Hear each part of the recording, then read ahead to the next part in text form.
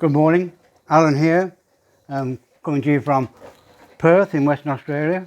I've just got a lot of this camping survival type gear that I want to show you and just go through a couple of things. I've collected these over the years. When I first got here 30 odd years ago, I went to TAFE and did a brief course on staying alive and being in the outback in Western Australia. So it was interesting to be able to do that. And a lot of the things I do now are based for Western Australia or harsh conditions. I've put a couple of survival kits together, but this is the stuff I've collected over the years for me to use when I go camping, which is not very often these days. Things like the signal mirrors, you know, where you look up to the aeroplane or whatever, whoever's attention you want to get, and look through there, point it and do the necessary, to having those little toolkits, you know, that are useful in emergency conditions or others. I've got fire starters, fire lighters, and compasses, lots of compasses, compasses. I've got one of these type compasses as well, and I've got a field compass too. I've got some whistle and some flint starters. I've got some little screwdrivers. I've got some first aid stuff, plaster and bandages and some Savlon and also face wipes and stuff. One of the things I've got in that I always put into the emergency pack is these ladies' Carefree original tampons. I've got a box of them, and the reason being they're so small and they pack away so nicely, but they make so much cotton wool. You want to start a fire, it's easy to start a fire as long as you put sticks on and carry on the rest of it, you know. I've got these things, it's got a compass on, and you can open it and put stuff in there and wear it around your neck. It all depends where you're going, what you're doing, and what you want to do for now. I've also collected a few Altoids tins, which I've done things with, and also with mustard. But I've collected survival kits as well. I bought these recently. This was in Banff. We were doing the Yellowstone National Park, and I bought this in Banff. And it has a fire starter. It has a paracord. There's a knife, and there's some pins, tweezers, and there's one of those saws in here, and a carabiner, and some instructions, and there's a compass.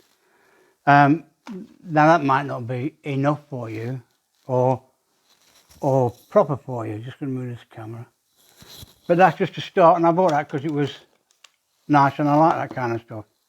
And I also bought this one at Mount Rainier in Alaska, and it has in here, it has mini roll of duct tape, safety whistle, book of matches, adhesive bandages, antiseptic wipes, cotton balls, mini fishing line, fishing hooks, compass, sewing kit, small pencil, mini notepad, and safety pins. So you can see most of them there, compass and stuff. Very good. That's nice, I like that. This is also pretty good. This is the paracord. I think this is good for £500–600, but it's got a compass. It of course clips around your waist. It's also got a fire lighting stick,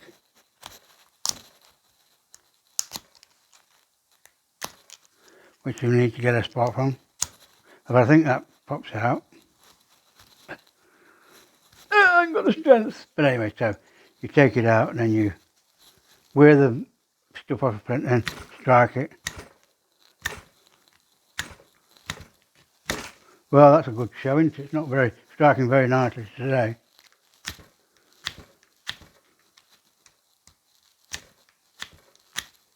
Oh well, that's it. Send it back. I've got some of these can openers. Dig it in, cut your can. I've got some of the aqua tabs or pura tabs. One of these in a litre of water. Give it a shake, leave it for 10 minutes, and you've got drinkable water. I've got some headache pills. And I've got some condoms. Condoms are good, they're easy. You want to collect some water. You can open it up, stretch it out and pull it through the water, it'll fill up. And it will fill up. It'll hold 10, 15, 20 litres. Trouble is it won't carry it. It'll damage and it'll break and all fall over. So you can only save to carry a couple of litres. Nevertheless, you have to put it inside something like a sock or a leg of a pair of trousers and carry it that way. Otherwise, it'll break and damage, unless it's just a little bit you're carrying, 500 mils or something. But they're very good, very nice and useful. I've got some little pen knives I bought that just go into the safety pack, into the little emergency packs. And they're only useful a little bit. You've got to be careful with them, and they're only useful for an emergency because you wouldn't be able to use them for extended periods. And there's little pairs of scissors. I've got some sewing kits.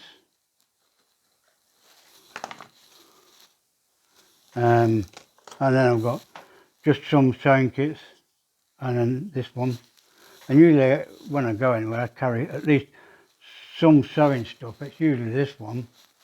When I go anywhere I usually take this with a couple of needles with it. And I've got some dental floss, because this stuff is so strong. If you want to pull your backpack up into a tree, this will do it, and it'll hold the backpack all night away from the bears, if there's any bears around. I got this off Singapore Airlines. It's a toothbrush and toothpaste. You turn it round, toothbrush, just in case. And that goes in there. It does go in there. I've got some of those gloves to keep yourself clean. And I've got some of the, that's a carrier bag. That can carry water as well. And I've got some tins for making your own survival packs. I've got matches, waterproof matches. And I've got these green light safety matches. These are all coated in something nice and groovy. I have these. This is when I go normal camping. I take these with me. Put a lot of stuff in here. I've got these little stoves, which I start by putting it in there. Then I put my stuff around it, and then close it off with this. And that goes with me when I do any walking or camping. And I've got all my stuff there. My food is separate. Of course, I've got tins of food, or noodles and stuff. And with this camping stove, it doesn't take long. 10 minutes, and you've got your nice eaten meal. So there, people. I've got this. This is the one I take because this is new. This has only got 1 litre left. This one. This has got a full set. Now, along with my survival, I just put this one together this morning. It's not necessary to put this around it, particularly when it won't strike a light. Oh, that one. That's flint struck. I'm not going to do it again in case it don't. And I bought all these Altoids things. I bought lots of them when I was visiting America. And this one, I just threw some stuff in this morning, just as a test, see what I could get in here, and then sealed it off with some of this. This is that cotton tape. It's not just tape. It's got that cotton stuff in it. It's so good tape. And then I've got and this is a little kit I put together this morning. So there's plasters. And depending on the kind of emergency you're going through, if you're just travelling along for a day trip and you've cut your finger on something, well, you can fix it easily because you've got this with you. You don't have to go to a shop and look for a shop and buy something. You've actually got them here. And same with this, if you want to light a fire. You can light a fire if you want to. But you might have taken your lighter with you anyway, and you can light a fire in any case. But they're there just in case. It's got a compass. And north always faces, the N always faces north. So if you want to go north, head where the arrow says, just above the N.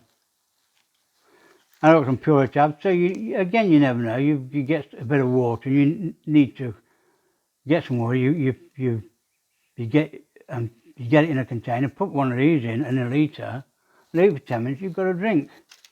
And these cleansing wipes, but you never know when you might need one of them anyway. You might be somewhere you've done something, your hands are dirty, and you want to pick your nose or clean your teeth or something, have something to eat, so you need to clean yourself. And you've got these with you so you can actually use it.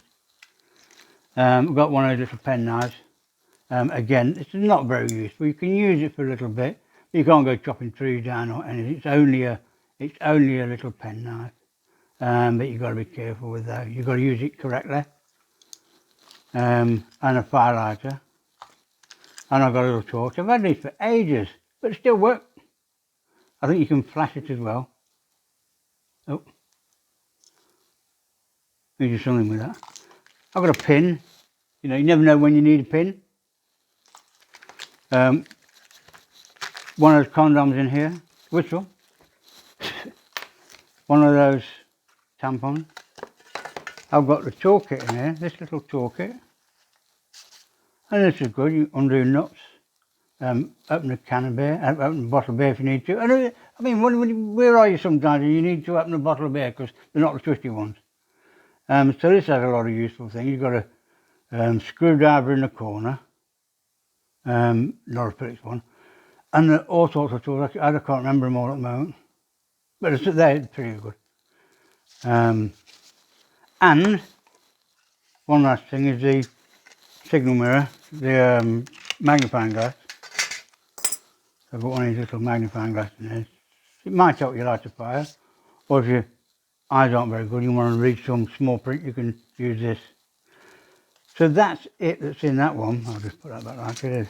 That's it in that one. But I do things with house voice tins. I'm a radio amateur. My call sign is VK6KF. And this is a signal generator. It's I built this over the past couple of days. This one I bought off eBay. It's a 1036 or 1086. This function generator is very good. In as much as I can put my power in there, anything to 9, 10, 12 volts, and the output's there, and you can connect it to a speaker or connect it to a oscilloscope, and then this sets the frequency within the band. It only does like 100 hertz to 5 or 6k, but you can have sine wave, sawtooth, or square wave, and that's all in my little Altoids tin. So I was happy to use my Altoid tin for that. I did it with a Keen's mustard as well. This is a little Morse code. You can put an earphone here, put a key there, and then this sets the frequency. It's around 7.023. You put an antenna to here, power to here, and then you're ready to go. Now when I put it in here, I had the knob off and I had to squeeze it in through the hole to actually get it to go in, and then I closed the lid and it's stuck in there, so if I pull it out it's going to damage it quite a lot. So you can see you can make quite a lot of stuff here, and you can make any kind of emergency pack. I've got another one here somewhere, little emergency pack, in a little, it's got walkabout.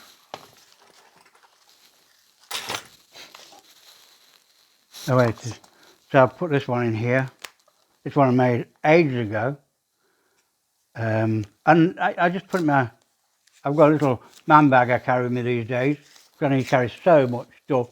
I have to carry pills, hats, and all sorts of stuff these days. So I have to have I've got one of those man bags that fits across the front. And this has got quite a lot of stuff in. That's a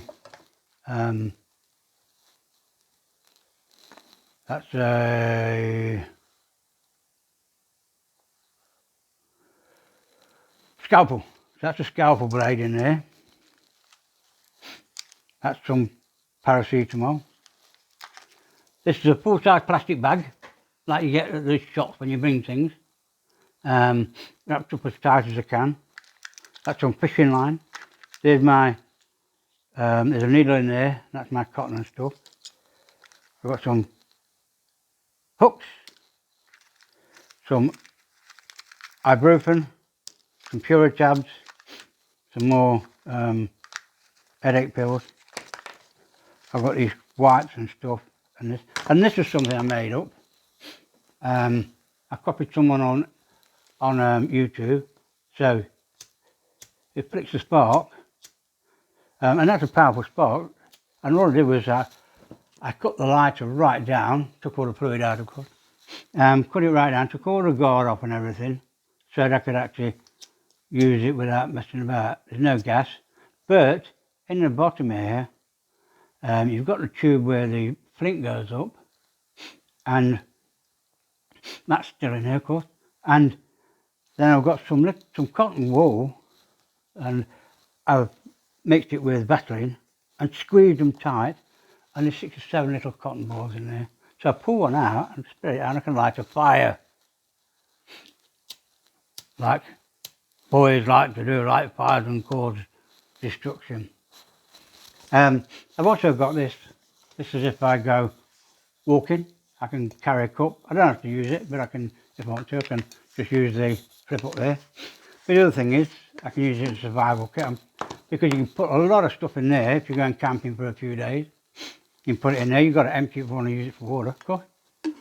And it all depends what I'm doing and what I use it for.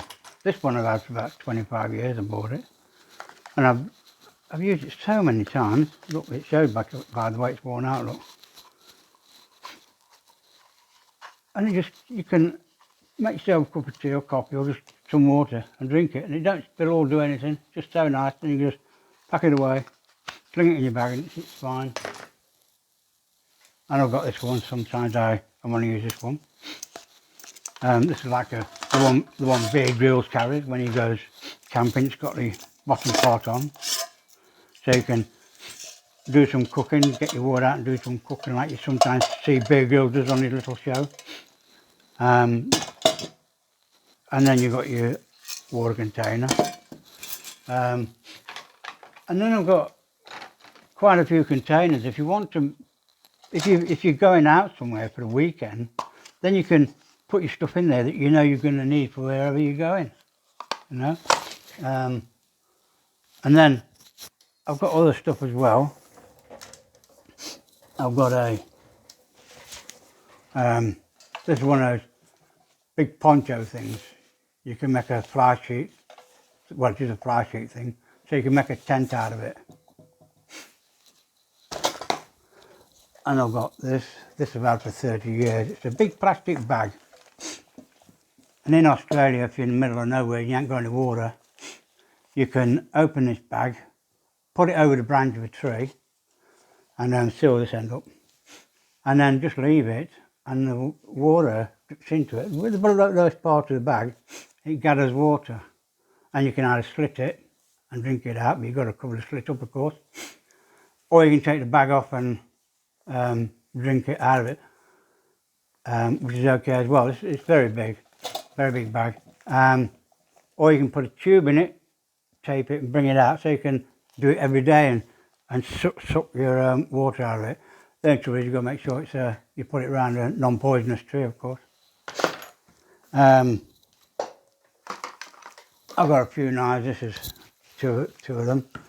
This is the Rambo type knife. This is a big one, eh? But it's got that'll be all right for when you're out doing stuff because it's such a strong one. The only trouble is that it's got a place to put stuff in, which means it's not a full tang, so the blade only comes to here. So you'd have to be careful. You can't use it just as you like. You've got to be aware that that's where it comes from. I don't have to. But I bought a Bear Grylls one. This has got a fire lighter in, and it's got the blade, and it's a thick blade, and so you can use it for hitting. It's a full tang, goes all the way to here, and it's got this big end on, so that's the full blade. So this you can do whatever you want with it, throw it at a tree, chop a tree, use it as a hammer or put it down and use something to smack it down. So that's very strong. I've got a machete, but this is probably the strongest knife to use for that kind of stuff. And I've got if I go anywhere, I take a poncho with me, no matter where I'm, even if it's just on holiday. I've always got a poncho in my man bag. And then you've got these silver emergency blankets, which are very good. If you are in a survival situation, you've got one of these, you can wrap yourself up in it, and you can keep yourself away from the wind and a bit warm. But you've got to get out of the wind, so you'd have to make yourself a shelter. So that's it, that's all my stuff for now. You can ask me any questions you want to ask me. But you can see it's taken me a lot of time to gather this stuff together. I forgot to mention I've got some torches as well. Okay, so thanks for watching.